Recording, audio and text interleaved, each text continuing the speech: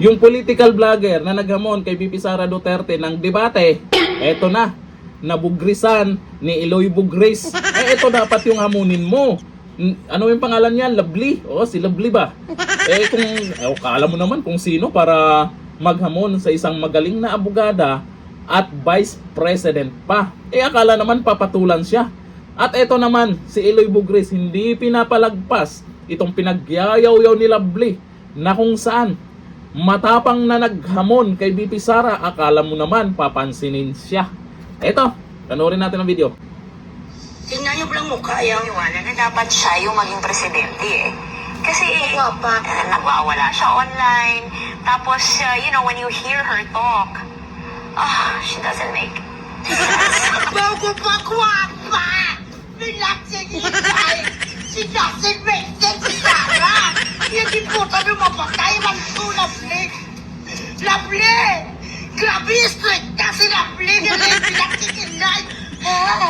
It doesn't make sense! Sabi sa relaxing Iloy na anak ni Babalo! Ang nirecord mo ay grabe straight ka si Lovely!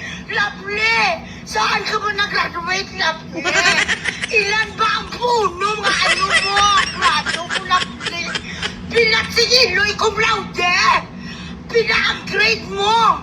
Saan ka nag-aaral bilang Iloy sa Harry Potter? Diba mo? She doesn't make sense sabi sa bilang Iloy. Ang tungkod mo, kahit lagyan mo bilang Iloy sa sibo, di macho. Kahit maglagay ka pa sa pinta na sapat ka, hindi magbago pagkikipitos mo! Ngayon, yan yung amunin mo, si Eloy Bugris. Lovely.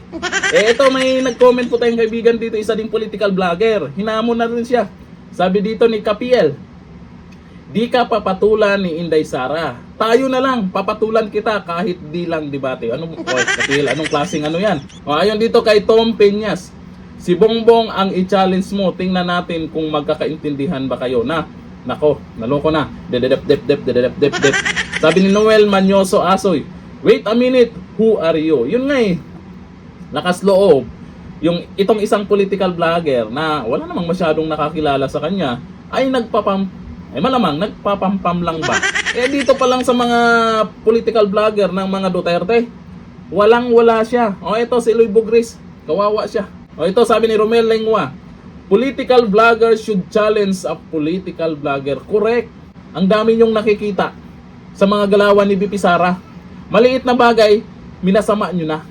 Pero kay Dunyor, hindi nyo ba nakikita? Yung paganyan-ganyan pa lang, pansinin nyo naman. Bagay, ayon dito sa ibang mga nag-comment, ay maganda mag-tandem talaga to si Auntie Claire at ito si Lovely.